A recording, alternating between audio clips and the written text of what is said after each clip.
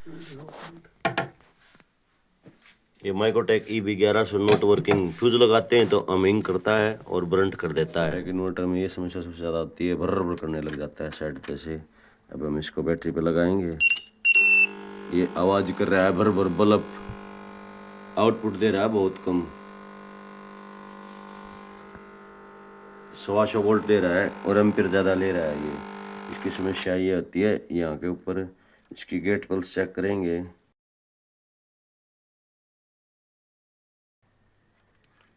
अभी नीचे की साइड चेक की,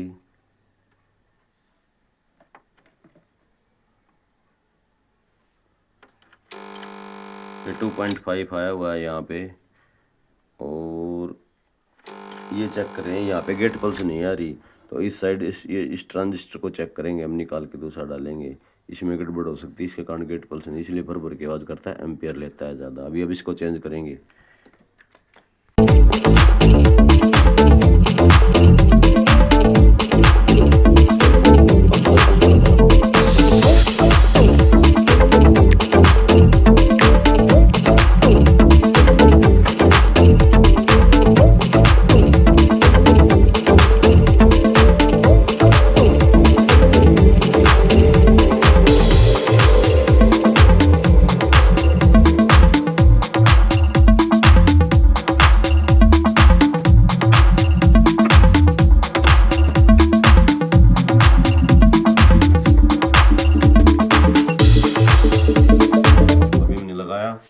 आउटपुट आ गई पूरी। एसी वोल्टेज 125 वोल्ट थी यहाँ पे, अभी आ गई है 230 वोल्ट आ गई है। हाफ वोल्टेज थी इसकी। अभी इसकी गेट पल्स चेक करते हैं। जहाँ पे 1 वोल्ट आई हुई थी, अभी यहाँ पे आ गई है 4.6, 4.5, 4.6, बिल्कुल सही आ गई है। और भर की समस्या मिट गई है इसकी।